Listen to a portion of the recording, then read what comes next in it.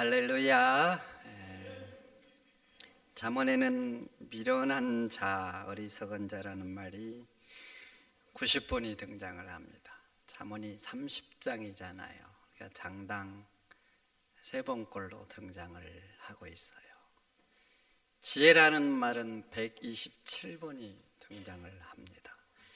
그래서 잠언서를 읽으면 어떤 사람이 지혜롭고 어떤 사람이 미련한 사람인지 잘 알 수가 있지요. 여러분, 거울 자주 보시죠? 안 보셔요? 남자가 자주 볼까요? 여자가 자주 볼까요? 누가 더 자주 볼 것 같아요? 남자가 자주 본다네요. 여자는 길게 보고 거울 보면서 내 모습을 보잖아요. 내 모습 보면서 화장도 하시고 머리도 손질하시고 옷 맵시도 다듬고. 근데 여러분, 우리 삶의 거울이 있습니다. 바로 하나님의 말씀. 하나님의 말씀이 우리 삶의 거울인 거예요. 그러니까 하나님 말씀을 보면서 들으면서 다듬고 잘못된 거 고쳐야 되는 거예요. 고친다, 큰 복이죠. 아멘입니까? 듣고 있고 고쳐요, 복이에요. 그 복은 나 혼자로 끝나지 않아요. 내가 말씀을 읽고 내 말을 고쳤어요. 그리고 좋은 말로 아내를 대하는 거예요. 그럼 아내가 얼마나 행복하겠어요. 그러면 넘치는 에너지로 자녀들을 대하죠. 그러면 그 에너지를 받은 자녀들이 밖에 나가잖아요.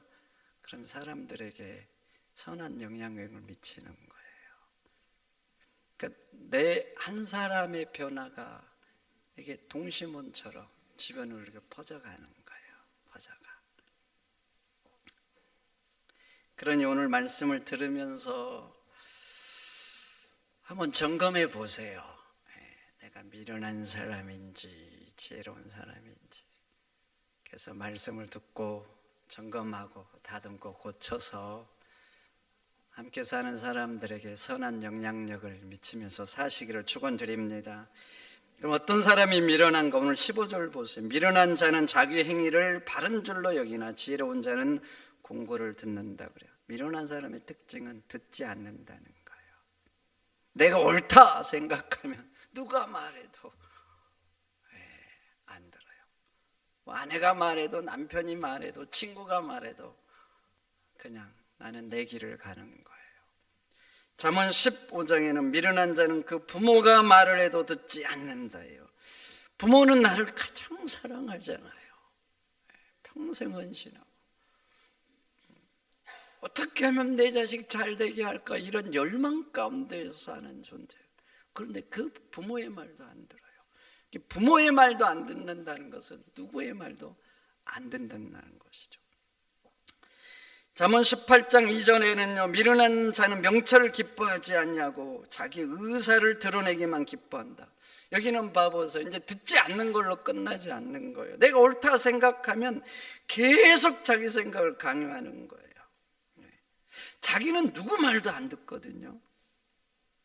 그런데 타인에게는 계속 강요하는 거예요. 이래야 된다, 저래야 된다, 잔소리하고 큰소리치고 화내고 그래도 안 되면 마음이 상하죠. 저것들이 나를 무시하는가 이런 생각을 하는 거예요. 여러분 이상하죠. 자기는 안 들어. 자기는. 그런데 그렇게 듣기 싫어하는데 자기 생각은 집요하게 강요하는 거예요. 여러분은 어떠십니까? 듣는 걸 잘하세요? 말하기를 잘하세요? 강요를 잘하십니까? 듣는 걸 잘하셔요? 한번 점검해 보셔야 돼요. 나는 옳다고 생각해서 자꾸 주장을 하잖아요. 강요를 하고. 그런데 말이죠. 그 옳음이 말이죠. 옳은 것이 아니라 어리석은 것일 수 있어요. 그리고 내가 옳다는 그것이 공동체를 힘들게 하는 것일 수 있어요. 그리고 주변 사람들에게는 저 사람은 함께 사는 사람하고 화합하지 못하는 고집센 사람으로 비춰질 수 있는 것입니다. 그러니 여러분들의 모습을 한번 돌아보시고 다듬어서 미련한 사람이 아니라 지혜로운 사람이 되시기를 축원드립니다. 그럼 어떤 게 지혜로운 거? 오늘 15절 보세요. 지혜로운 자는 공고를 듣는다 그래요. 공고라는 히브리어는 애찬인데요, 첫 번째 의미가 충고를 의미해요. 여러분 충고 들어보셨지요? 들으면 기분이 좋던가요? 별로던가요? 경험 안 해보셨어요?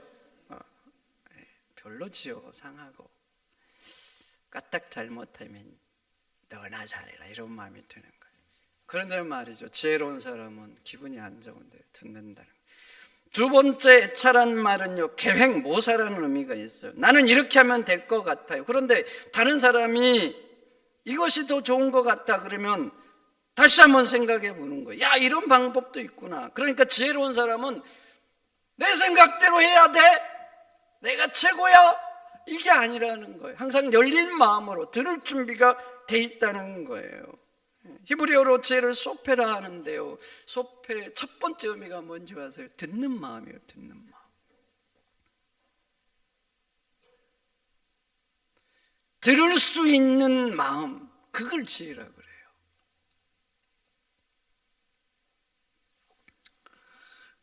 여러분 듣기를 잘하시기를 축원드립니다. 마음을 열어놓고 항상 들으려는 이 마음. 그럼 한번 생각해 보세요. 듣지는 않는데 계속 내 말만 하는 거예요. 주장하고, 오늘 또 주장하고 내일 또 주장하고, 누가 뭘 해도 그냥 밀고 나가는. 그러면 어떤 일이 일어날 것 같아요? 계속 내 말을 하는 거예요. 계속 주장을 이렇게 해야 된다고. 뭐가 일어날 것 같아요? 다툼이 일어나죠. 그래서 잠언 18장 6절 미련한 자 입술은 다툼을 일으킨다 그래요. 20장 3절 미련한 자마다 다툼을 일으킨다 그래요. 여러분 다툼의 핵심이 뭔지 아세요? 다툼의 핵심은 오름이에요. 오름. 어떤 공동체에서 뭔가 논의하잖아요. 나쁜 거 하자고 논쟁하는 경우는 단 한 군데 없어요.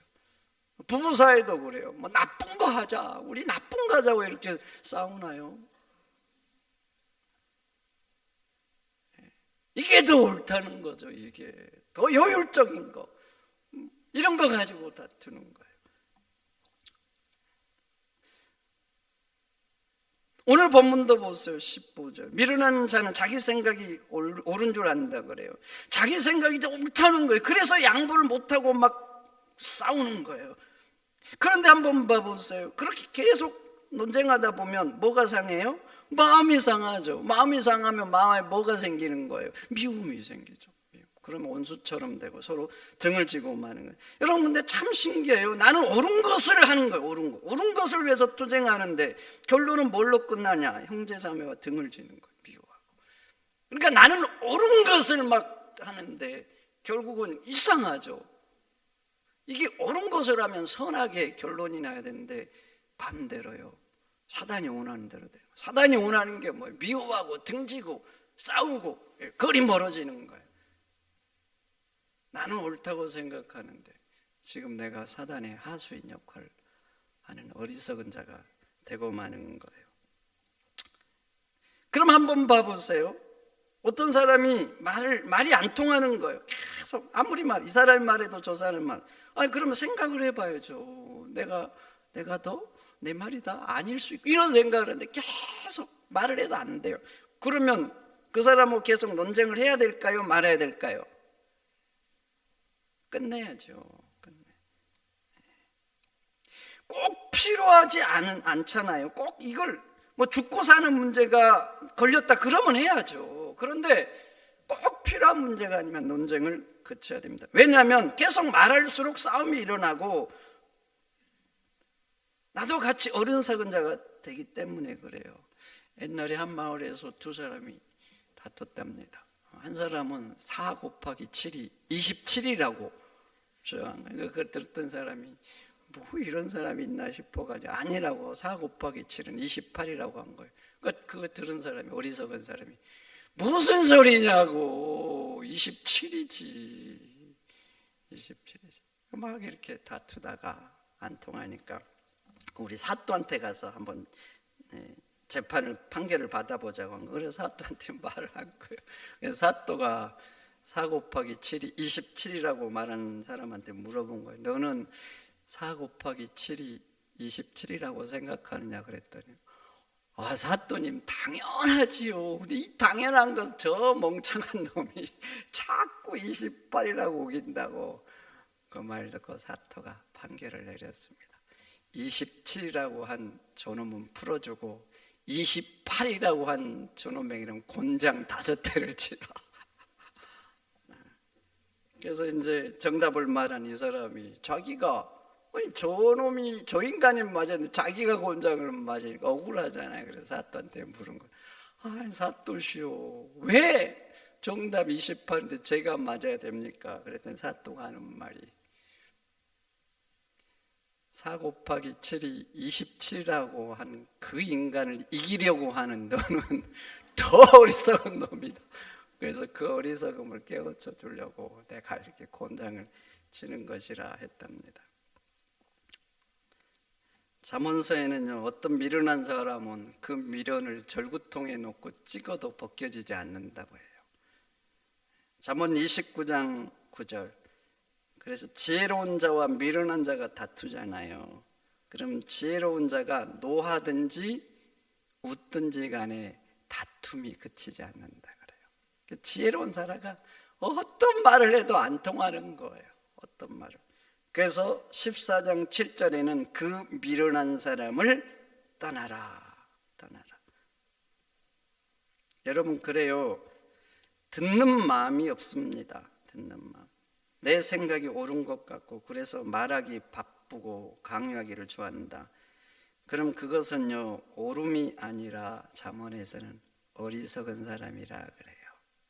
어리석은. 그런데 내가 많이 배웠어요. 경험이 많아요. 그래도 열린 마음으로 상대의 말에 귀를 기울여요. 그럼 그 사람이 지혜자라는 거예요. 그럼 인생 살다 보면 말하기도 잘해야 돼요. 말하기도. 근데 더 잘해야 되는 게 있어요. 듣는 거예요. 여러분, 말하기도 잘해야 되지만 여러분들은 듣기를 절하라는 지혜로운 성도가 되시기를 축원드립니다. 둘째, 16절. 미련한 자는 당장 분노를 나타내거니와 슬기로운 자는 수욕을 참는다 그래요. 미련한 자는 참지 못하는 거예요. 작은 일에도, 조그만 건드려도 그냥 터지는 거예요. 여러분, 봉숭아를 영어로 터치미낫이라고 하잖아요. 나 건들지 마, 이런 의미죠. 왜 나 건들지 마로 지었을까요? 우리는 봉숭아인데. 봉숭아 씨앗 익으면 알죠? 건들면 어떻게 돼요? 터지잖아요. 그래, 봉숭아 연정 아시죠? 손대면 톡하고 터질 것만 같은 그대. 제가 좀 잘 불러줘야 되는데.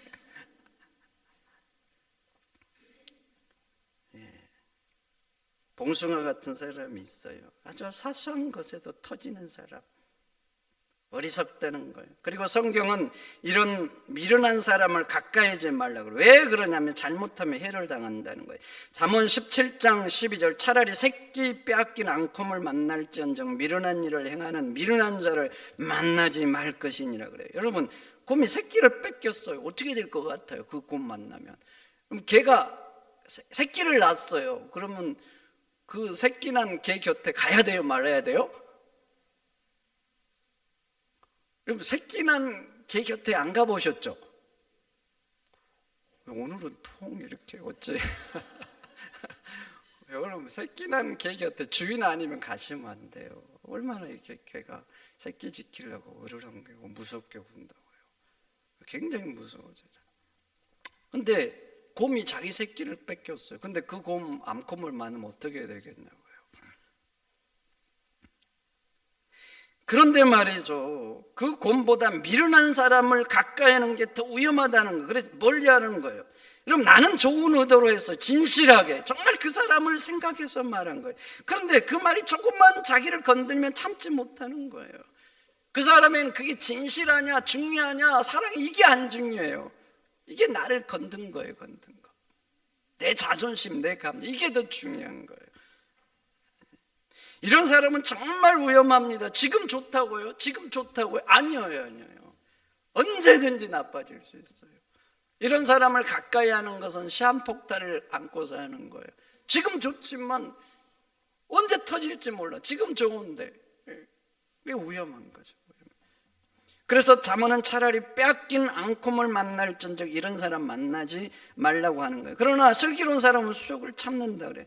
수욕의 사전적인 의미는 수치와 모욕을 당하는 거예요. 그런데 지혜로운 사람은 그 모욕을 참아요. 참다는 히브리어는 카사라는 단어인데, 카사는요 덮다, 가리다, 숨기다 이런 의미가 있어요. 그러니까 모욕을 당했는데 참는 것으로 끝나지 않고 그 모욕당한 그것을요 내가 덮는 거예요. 덮는 거. 다른 말로 하면은 다른 사람에게 그 사람이 나에게 했던 그 악한 것을 말하지 않는 거예요. 그런데 미루는 사람은 그렇지 않아요. 터지죠. 터지는 것으로 또 안 끝나요. 나를 그 사람이 모욕했다고 막 이 사람 저 사람에게 막 비난을 하고 그 사람에게 내 미움을 막 심겨주죠. 그래서 함께 미워하고 막 함께 등지고 원수되게 하는 거예요.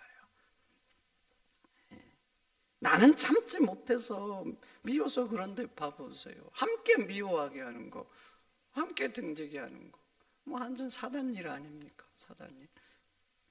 그런데 그래서 여러분 우리 인간 한번 봐보세요. 항상 좋을 수가 없잖아요. 좋을 수가. 부모기 때문에 자식이 듣기 싫어도 해야 될 말이 있는 거예요. 듣기 싫어하는데. 목사로서도 마찬가지예요. 목사기 때문에 여러분들한테 해야 될 말들이 있어. 힘들어하는데도 믿음을 지켜주기 위해서 때로는 해야 되고, 또 교회 담임 목사고 책임자기 때문에 또 해야 될 말이 있어. 들으면 힘들어할 것 같아. 개인적으로는 하기 싫어. 그래도 해야 될 말이 있어요. 저 사람이 이 말 들으면 기분 나빠하고 나를 싫어할 것 같으니까 내가 해야 될 말인데 안 하면, 여러분 그건 책임을 회피하는 거죠. 그러니까 때로는 하기 싫은데 힘들어할 것 같은데 해요. 하면서 고민하죠. 그리고 좀 잘해보려고. 그래도 말을 하지만 그래도 조심하면서. 여러분 인간은 그래 항상 좋을 수가 없어요. 듣기 싫은 말을 할 수도 있는 거예요. 그런데 참지 못하고 폭발하고 여기저기 다니면서 수용을 본다. 나의 미움을 이 사람 저 사람에 정향시켜서 함께 미워한다. 완전 사단의 일인 거예요. 사단의. 그런데 지혜자는 그렇지 않는 거예요. 설령 모욕을 당했습니다. 참습니다. 그리고 그 미움을 다른 사람에게 전염시키지 않는 거예요. 그러니 여러분 누군가의 모욕을 당했습니까? 다른 사람에게 말하지 마세요. 그냥 덮으세요. 나로 끝나게 해야 되는 거예요. 특별히 내가 사랑하고 가까운 사람에게는 더 말하면 안 돼요. 왜 내 사랑하는 사람 가까운 말하면 안 된 줄 아세요? 나를 모욕한 거예요. 근데 아내한테 말했어요. 그러면요 미움의 독을 던져주는 거예요. 그럼 봐보세요. 나도 내 마음을 지금 지키기가 어려운데 아내의 마음에 그 미움을 던져줘, 독을 던져줬으니 마음을 지킬 수 있겠어요? 나도 고통스러운데 그 분노로 함께 고통스럽게 하는 거예요. 그리고 봐보세요. 내 남편을 힘들게 했다는데 그 사람 보면 어떨 것 같아요? 그 인간 보면 웃음이 날 것 같아요. 천만의 말씀, 눈에서 불이 나가죠. 저 인간이 내 아내를, 내 남편을 힘들게 하구나. 그래서 정말 사랑할수록 미움을 전염시키면 안 돼요. 꼭 필요한 상황이 아니면 말을 해야 될 때도 있죠. 가까워도 꼭 필요한 상황이 아니면 모욕을 당했을지라도 마음에 덮으세요. 그러면 그것으로 끝납니다. 사단이 더 이상 역사하지 못하는 거예요. 그렇게 덮으면요, 하나님이 역사하십니다. 신기합니다. 결국 생명의 역사가 일어나는 거예요. 여러분, 그렇습니다. 어리석은 자는 작은 것에도 참지 못합니다. 그러나 지혜로운 자는 모욕을 참습니다. 여러분, 한번 돌아보세요. 나는 어리석은 자인지 지혜로운 자인지 점검해 보시고, 어리석은 자의 길로 가지 마시고 지혜로운 성도가 되시기를 축원드립니다. 축원드립니다. 하나님 감사합니다. 오늘 주신 말씀 마음에 잘 새기고 미련하고 어리석은 자가 아니라 지혜로운 자가 되어서 이 땅 가운데 선한 영향력을 끼치는 주의 자녀들이 되도록 역사하여 주옵소서. 예수님의 이름으로 기도하옵나이다. 아멘.